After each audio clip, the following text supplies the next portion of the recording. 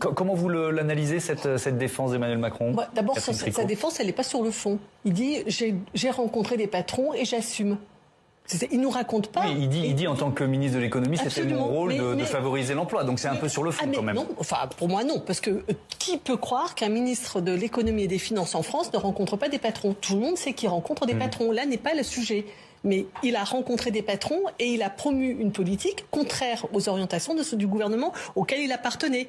Donc ça, c'est quand même une première question. C'est-à-dire qu'il a agi comme un flibustier. C'est-à-dire qu'il a agi pour les intérêts de Uber contre l'orientation politique du gouvernement dans lequel il était. Ça, c'est le premier point. On revient sur la transparence dont on parlait de Oui, mais c'est pas simplement une transparence. Ce que je veux dire, c'est comme l'affaire McKinsey. Ce que je veux dire, c'est ce dont on se rend compte, c'est que à quoi joue-t-il? À qui sert-il? C'est pas simplement qu'il n'est pas transparent, c'est que sa politique, il l'annonce comme étant, par exemple, au service des jeunes garçons des banlieues qui trouvent pas de boulot.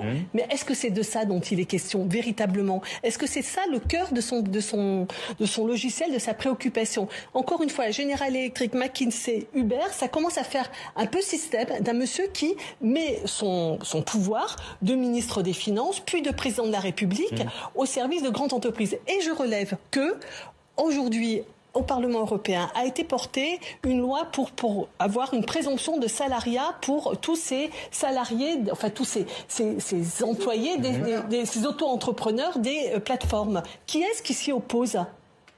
Mais qui s'y oppose en Europe? Quel est le gouvernement qui s'y oppose? C'est le gouvernement d'Emmanuel Macron, c'est-à-dire qui nous a raconté en 2017 « Moi, je suis le candidat de l'émancipation, je vais vous permettre d'être des auto-entrepreneurs ». Et en fait, ces gens qui aujourd'hui gagnent 590 € en moyenne par mois, sans aucune protection sociale, pas de couverture chômage, pas de couverture maladie, pas de retraite, il interdit que ces plateformes-là les resalarient, c'est-à-dire leur offrent une protection sociale. Donc, il y a quand même une question de à qui sert Emmanuel Macron? Est-ce qu'il sert la France? Est-ce qu'il sert les salariés? Est-ce qu'il sert les gars des banlieues? Ou est-ce qu'il sert McKinsey, Uber et General Electric?